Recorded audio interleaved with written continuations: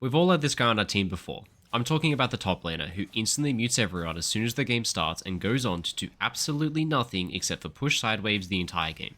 That's the same guy who every single time you're at a dragon fight, he leaves it up to you to fight 4v5 so he can sit in a side lane and push some minions without even doing anything. And then he has the audacity to type and blame you. This is by far one of the most brain-dead, potato-level intelligence playstyles that exists in the entire game. Yet for some reason, more often than not, this guy somehow shows up to the final late game teamfight, kills the entire enemy team single-handedly, and solo wins the game in the end. So what's up with that? This type of player, obviously, isn't thinking anything through.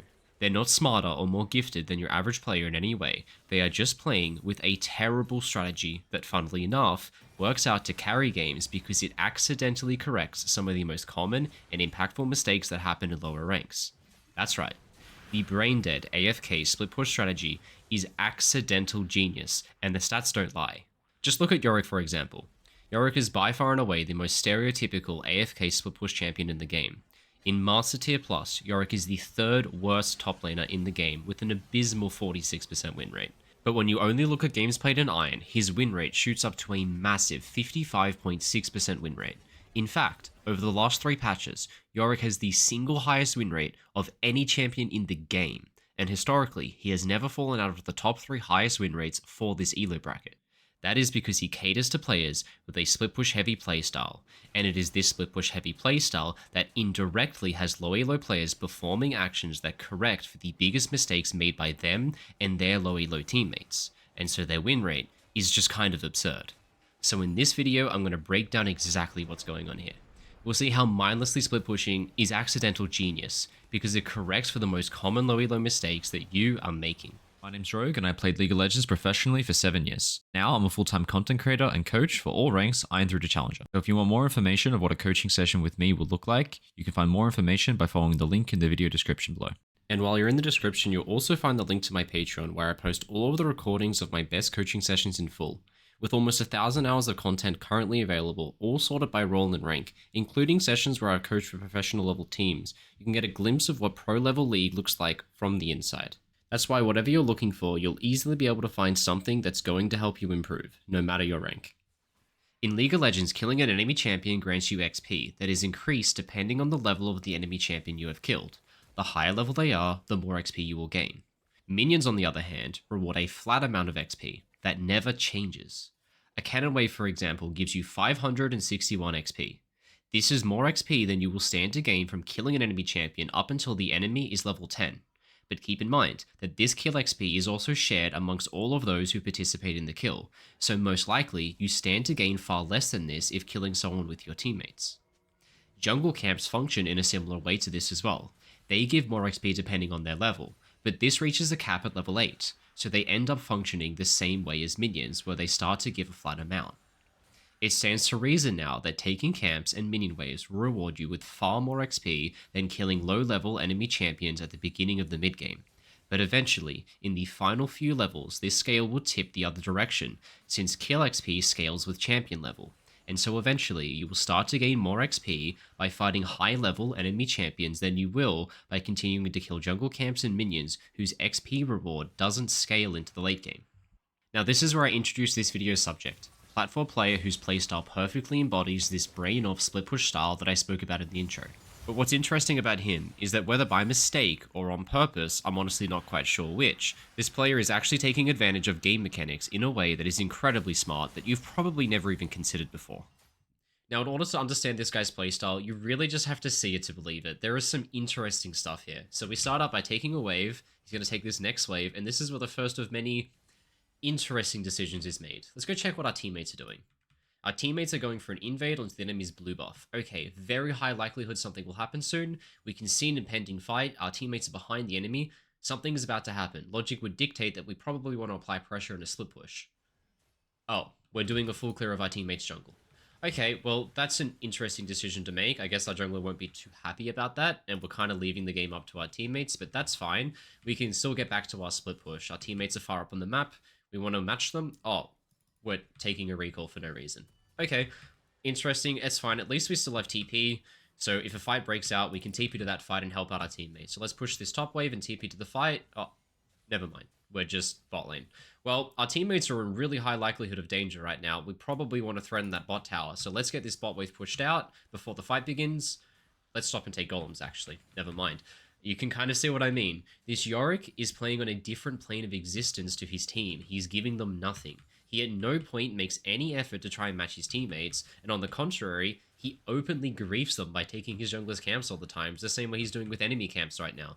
And this is the part that's really interesting.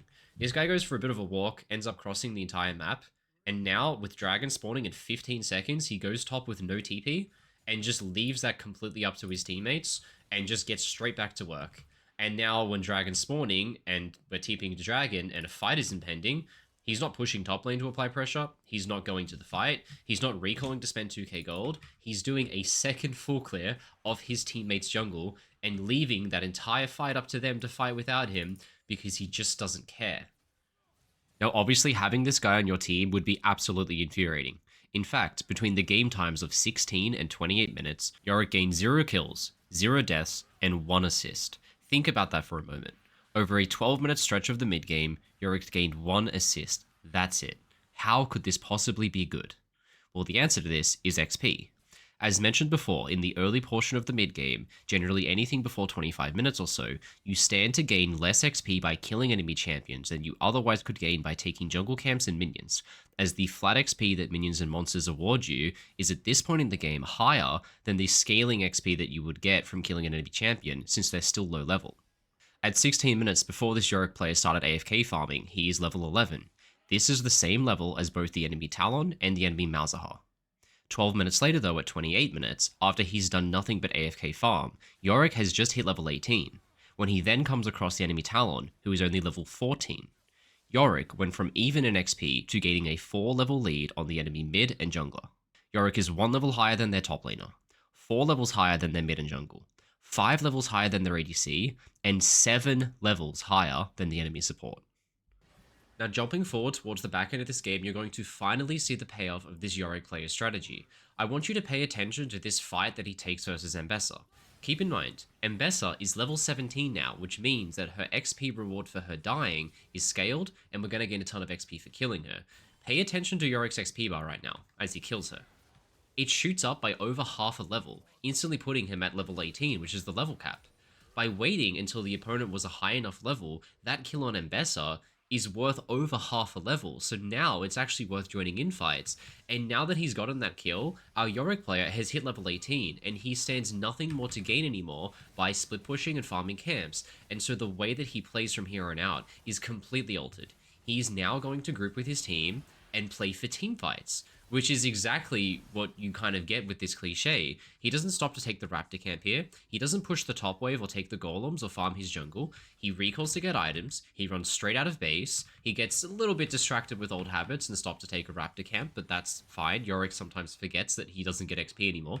But he's only pushing waves that help him close out games, he's only grouping with his team in order to help them take Baron, and here is the beautiful part, he could go push top right now, he could do a full clear of his jungle, but he instead dumps TP and runs down mid playing on just one lane with his teammates because he stands nothing to gain anymore by pushing these side lane waves. Even if he wasn't leveled 18, he would probably stand to gain more XP by grouping and killing high level enemy champions right now than he would by split pushing anyway. But alas, he's level 18 now, there's nothing left to gain by split pushing, and so he's not split pushing despite playing Yorick. He's grouping in fights, getting involved in the game, and now that we're 32 minutes in, realistically, we just have to kill 2 or 3 enemies, and we can probably run it up mid and end the game, which should be quite easy for a level 18 Yorick. To visualize how drastic this shift is in the way that you obtain XP in higher levels, I want you to watch this Yorick player take a Raptor camp, and pay attention to how little his XP bar moves when he kills it. Now, let's watch the same Yorick player kill a level 14 Vel'Koz. Watch his XP bar jump up instantly by a quarter of a level. There's obviously way more XP to be gained from kills than there are from camps now. Now, the final question left to answer is how do we make any of this knowledge actionable? And the answer to that really is simple. In the lower levels of the game, you should place a higher emphasis on farming minions and jungle camps as they are the best method of attaining an XP lead. Then, as the game goes later, you should become more inclined to utilize the XP lead you have gained by getting more involved in fights where you can now kill higher level enemy champions as a method to further increase your XP lead and help out your team close out the game, now that death timers are way longer. Thanks for watching. Now before you click off, I've got something quickly that I want to show you. This here is an application called SkillGap. It's essentially a training tool for League of Legends that I helped in the development process for the last couple of months. With SkillGap, you can practice just about any micro skill you want, and honestly, it's actually fun as hell. Now I want to show you my favorite training tool they have, and that's probably Shootvival. I basically can come into it, I can pick the difficulty level, let's not pick something too hard, and I'm straight into a match. Now Shootvival is basically a mix between a skill shot aimer and a dodging simulator. I've got to dodge skill shots, I've got to stay away from the bots, but I've also got to hit everything. Oh, I got hit by a bunch of stuff there. So whether you want to brush up on your kiting skills, your spacing, or just about anything else, you can finally do that now. The application has a free version that's available with the 3 most popular training tools that you can play right now. You don't even need to enter your bank card or anything else like that. You just get to test it out for free. The link to SkillGap is in the video description below, and by using my affiliate link, you'll be helping to support me as well. So thanks.